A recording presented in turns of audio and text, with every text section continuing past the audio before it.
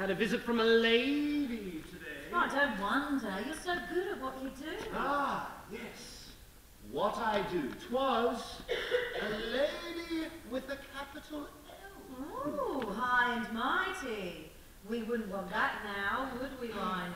No, we wouldn't. I realised the money would help us to get home, but we had to be careful. She won't be back.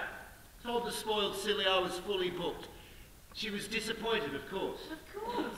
It's hard to feel sorry for that sort, though.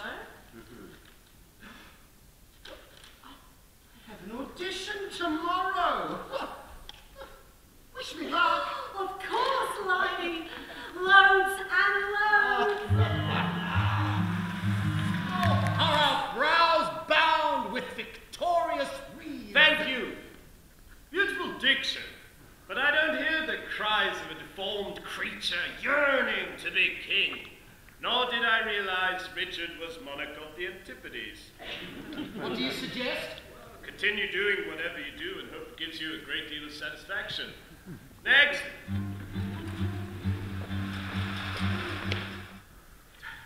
Discuss that. What can we discuss? When speaking with the royal chooses the topic and begins the conversation. You're joking.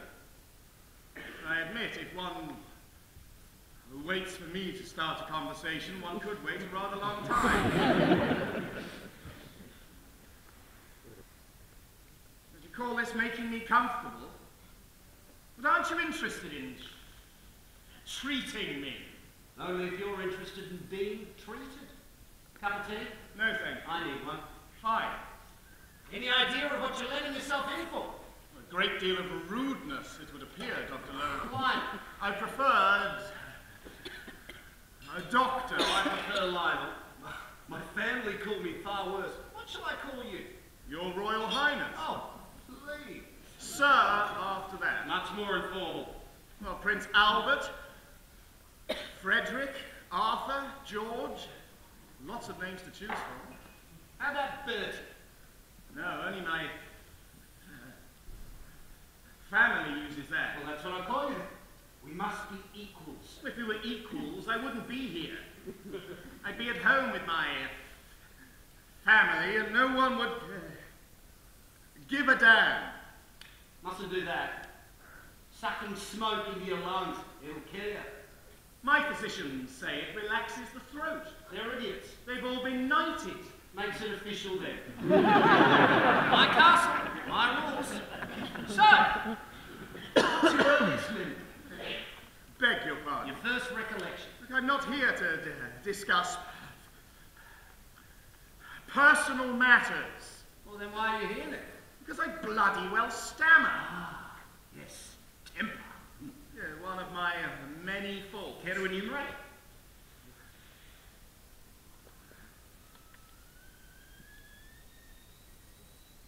Water's boiling. Well, do you stammer when you think? Don't be Do ridiculous. you stammer when you talk to yourself? I don't talk to myself. Everyone natters to themselves once in a while, Bertie. Stop calling me I that. won't call you anything else. Then we won't speak.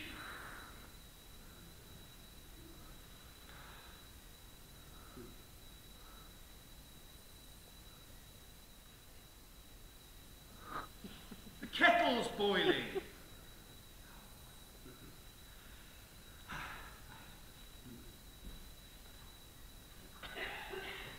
Must I pay for this? Loads. One lump or two. I've a sweet tooth. Another unforgivable character flaw.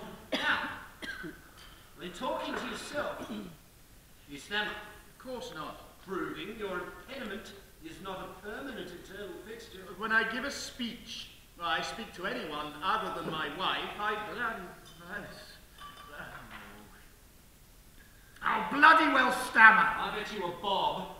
You can read flawlessly. Right here, right now. You're wrong. Let's see your shilling. Royals don't carry cash. Oh, how convenient. I'll stay with you then. You can pay me next time. Yeah, if there is a next time. I haven't agreed to take you on. Oh, no, I certainly can't read the bar. We have a bet.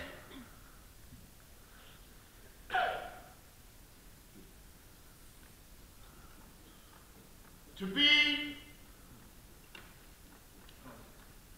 or not to be. That is the question. Whether 'tis nobler. Oh, there. No, not so fast. But I can't read. We haven't finished. Princely Bob is at stake.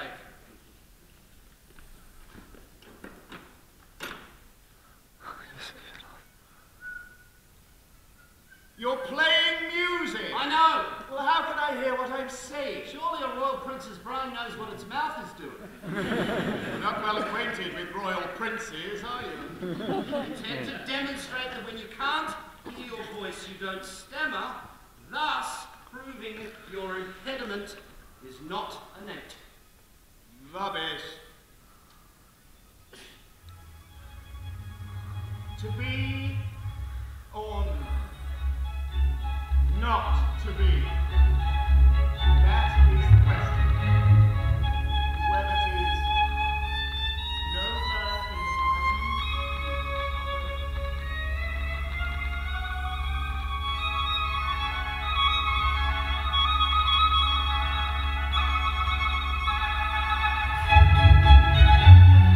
I told you I can't. Sublime! Well, would I lie to the prince of the realm to win 12 days? I have no idea what an Australian might do for that sort of money. No, this is definitely not for me. Souvenir. Our first, presumably our last encounter.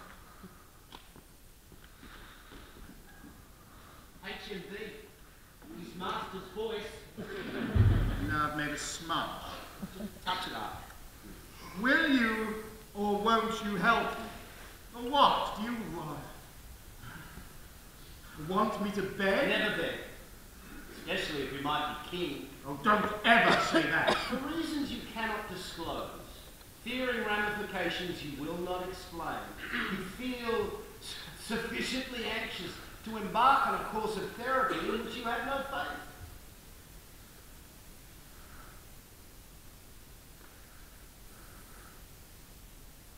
Your shilling. You won it, fair and square. Now I will pay you generously. I'll continue asking questions. That's what I'm afraid of. It's a nice job. I'll finish it off. We have someone waiting. Well, I do now. Well, I'd apologize to them in person. You don't wish to be seen? Just slip out the back way.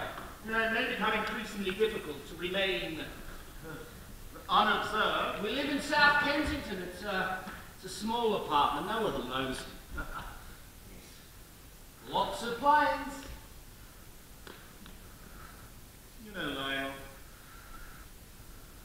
you're the first ordinary Englishman Australian I've ever really talked to. Now, sometimes if I ride through the streets and I see a bloke, the common man, I'm struck by how little I know of his life. How little he knows of mine. Oh, and bring the Duchess. She might be helpful. Well, how will Myrtle take that? She'll be at work. Saving for tickets. Wants us to return home. Oh, but you're not. But going? No.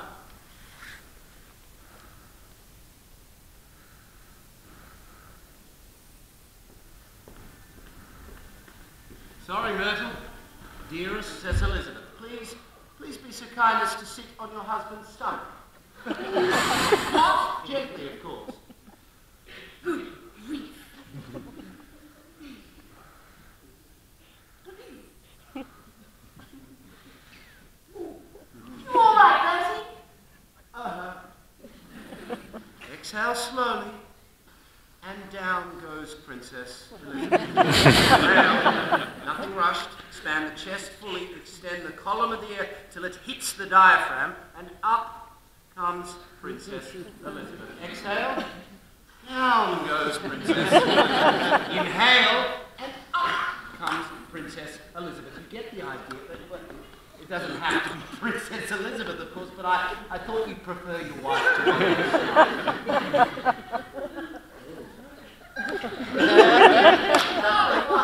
I wasn't expecting you for hours. I don't believe you met the Royal Highnesses, the Duke and Duchess of York.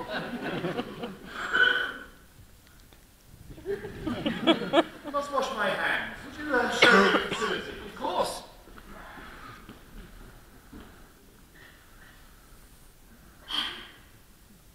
Milady, Your Royal Highness, the first time. After that, ma'am.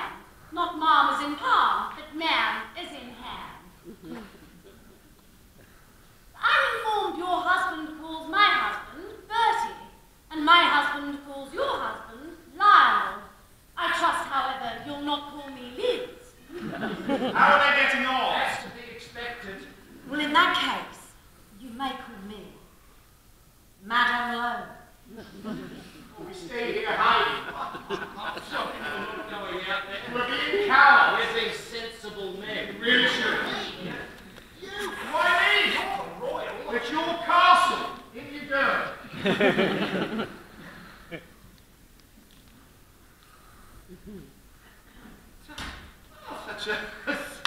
Such a pleasant surprise, Myrtle, dearest.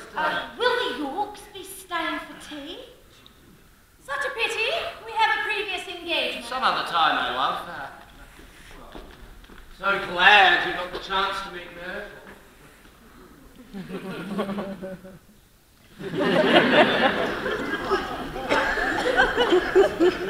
Sorry, pet. Won't happen again. I should hope not. Apologies, Mrs. Lowe.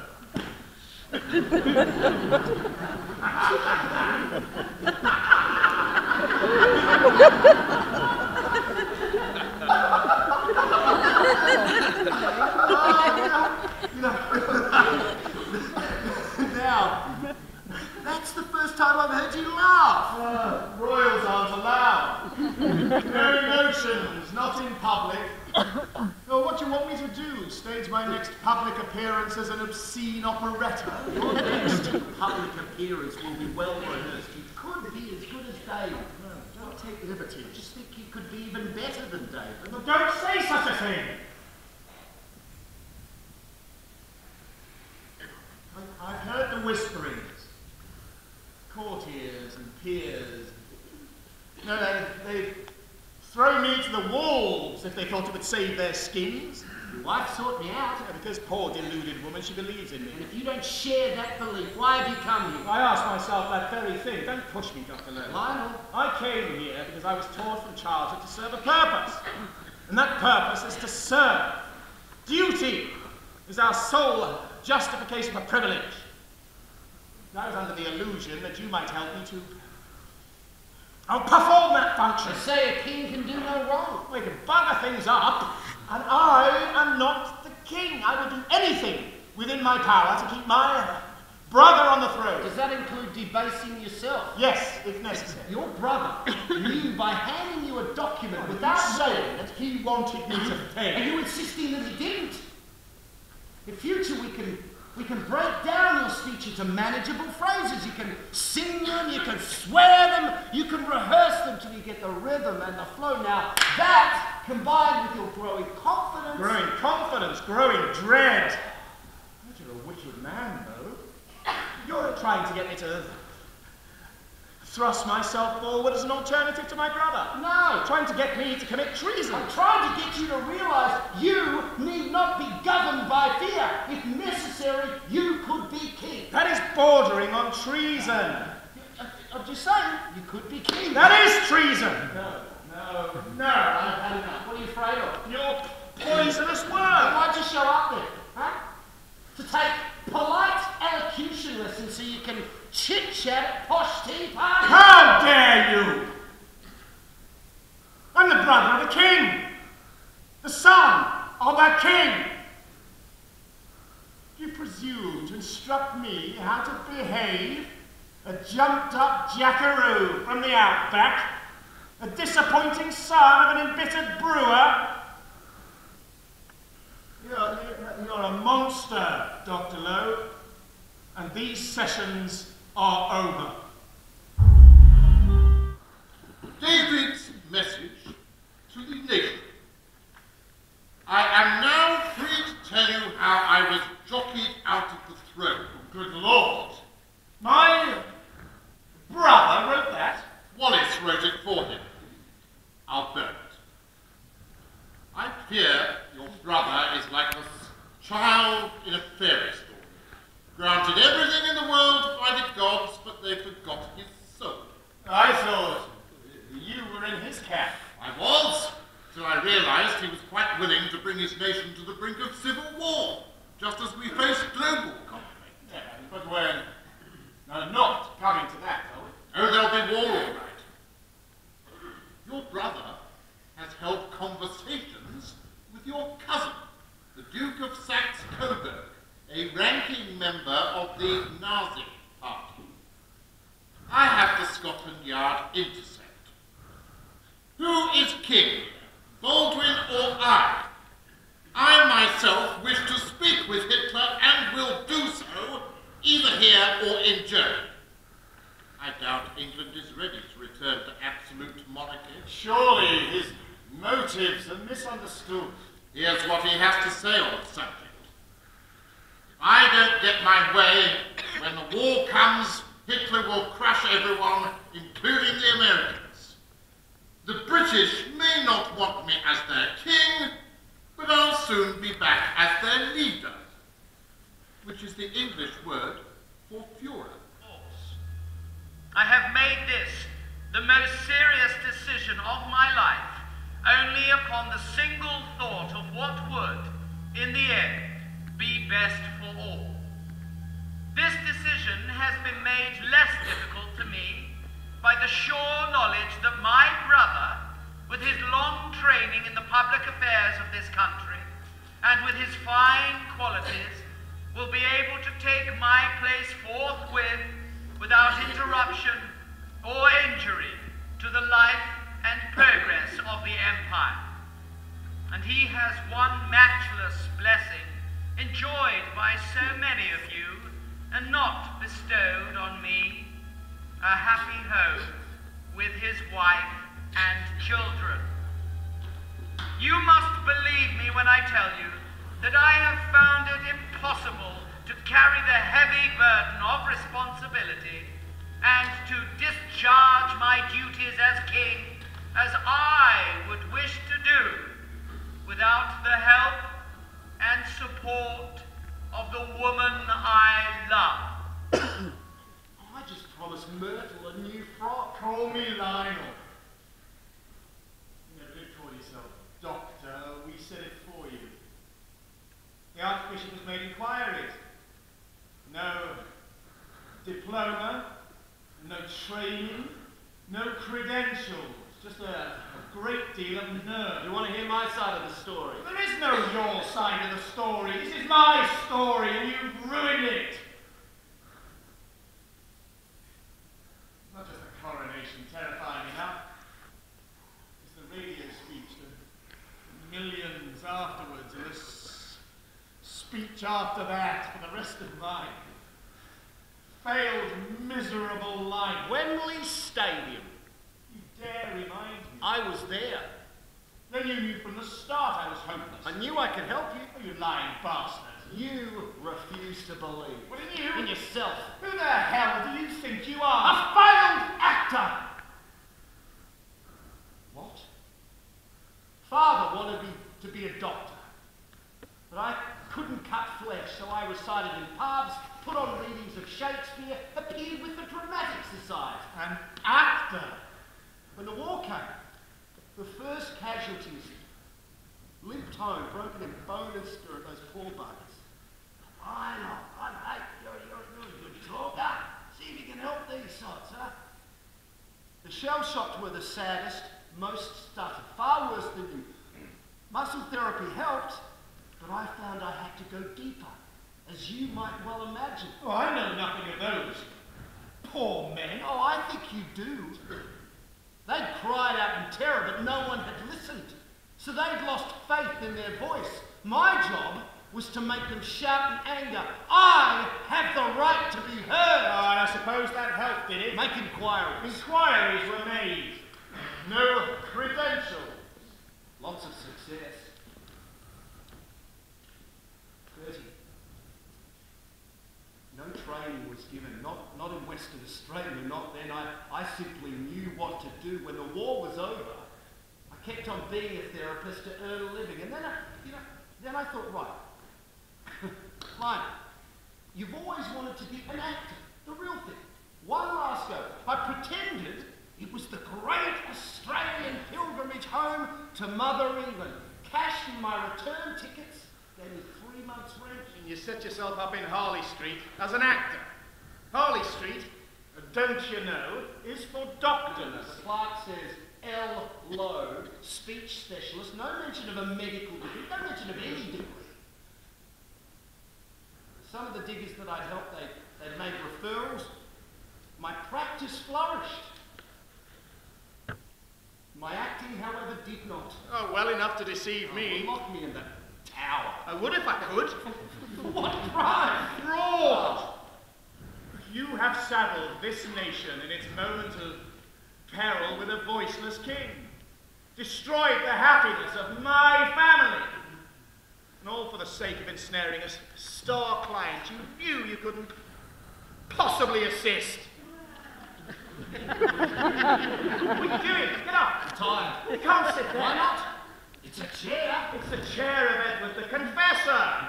The throne upon which every king for 6.5 centuries has been crowned. It's falling apart.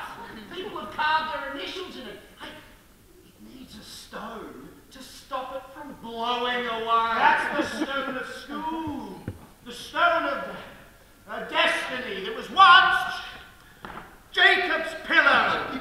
You believe such bollocks? I don't care how many royal backsides have sat on it. It's a building block with handles attached. And you're just like me, an actor with tawdry stage props you choose to believe are real. You listen to me. Listen to you by what right? Oh, by divine right, if you must. I am your king. No, you're not. No. No, you told me yourself. You said you didn't want it. So why should I listen to a poor, stammering bloke who can't put one word in front of another? Why waste my time listening to you? Well, because I have a right to be heard. That is what? A man! I have a voice!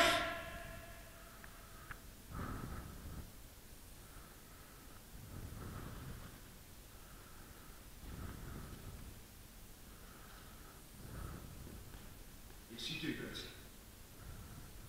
You'll make a bloody good king. Your Majesty will be relieved to learn I found a replacement specialist with impeccable credentials. That won't be necessary. For your own well-being, the matter's already been settled. What did you say? Your Majesty's function is to consult and to be advised. You didn't consult, but you've just been advised. And now I advise you. In this personal matter, I will make my own decisions. May I remind you that you do not place the crown upon your own head. And may I remind you, it is my head upon which the crown is placed. This will end badly.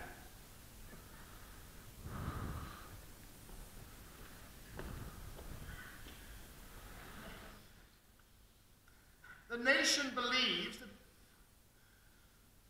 when I speak, I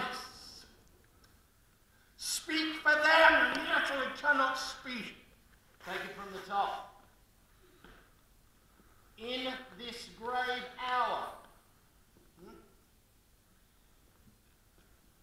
In this grave hour.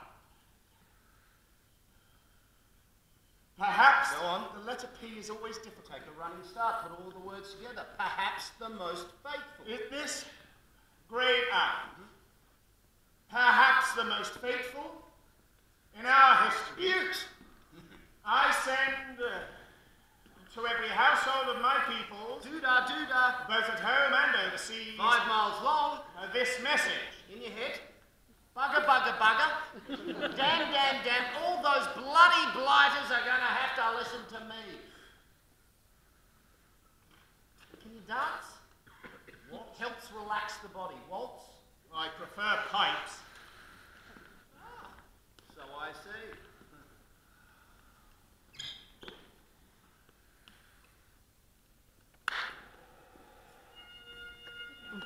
Dance with me. Come on. Yep. Reels. Hands. Arms. That's it.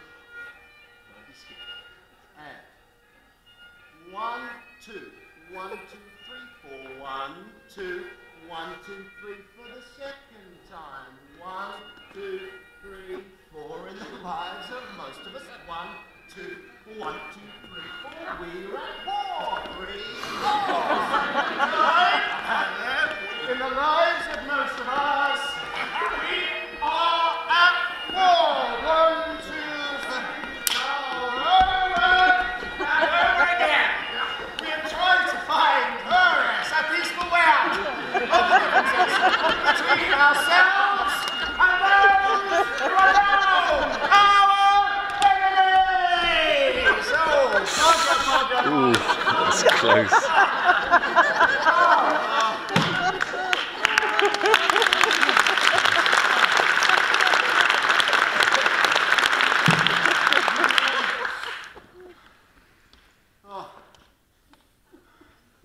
Now that shilling you won, huh?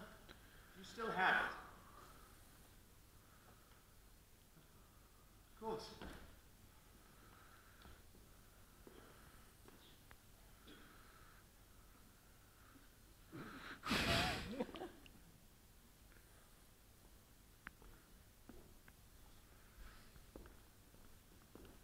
I'll return it.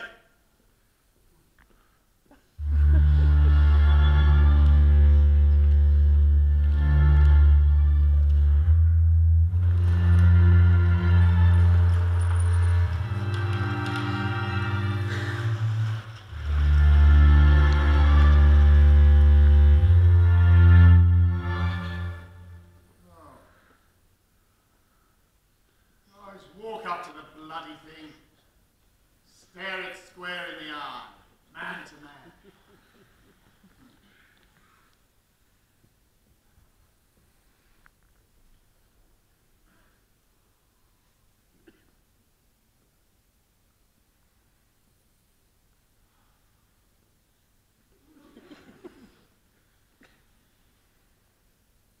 Bloody, bloody, bloody. Bugger, bugger, bugger. Do make sure that's not switched on.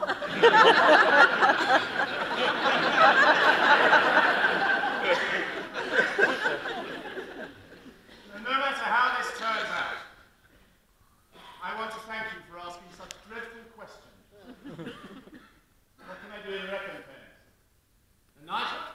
I think that might raise questions. Understood.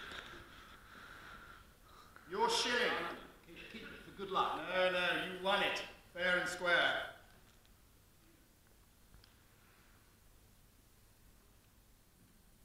I had it made into a medal. Do you know, I designed it myself.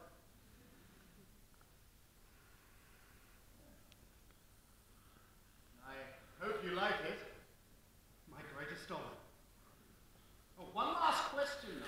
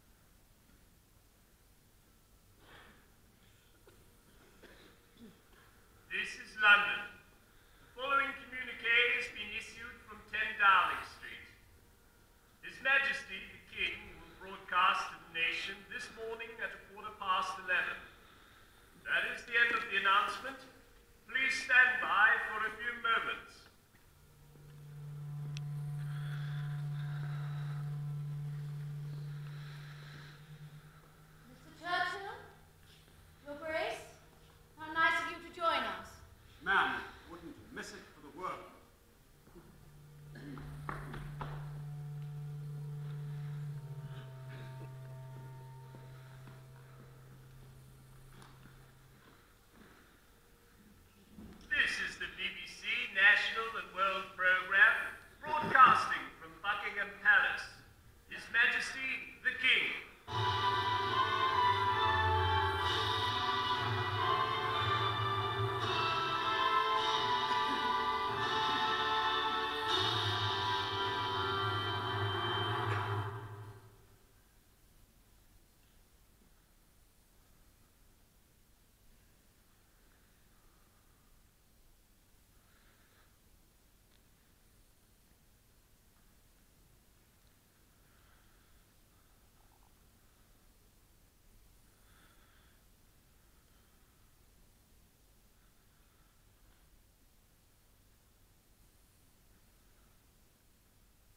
In this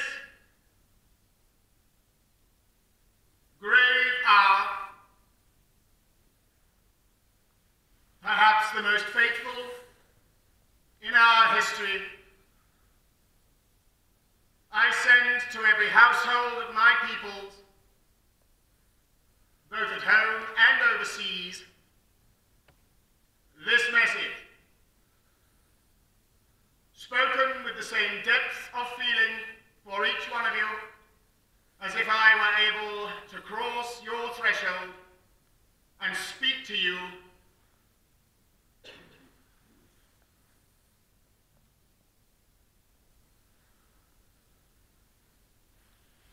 myself. For the second time in the lives of most of us, we are at war. Over and over again, we have tried to find a peaceful way out of the differences between ourselves and those who are now our enemies.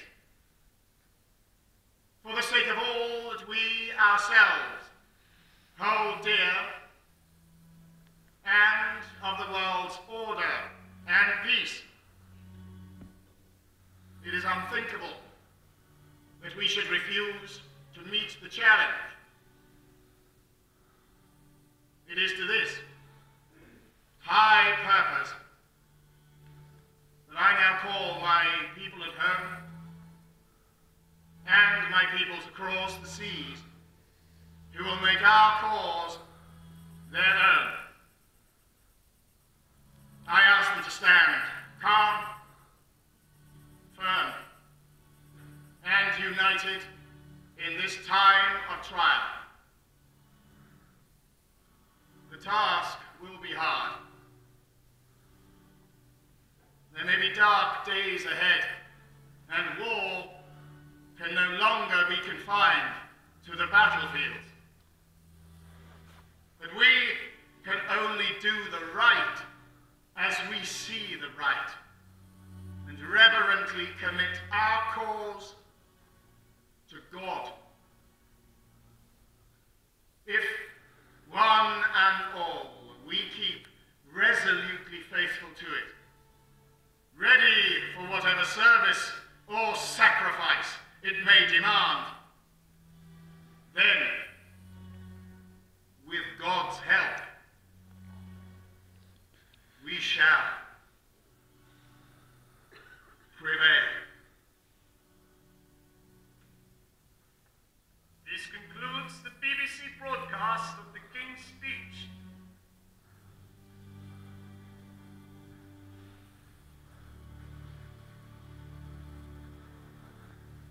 It wasn't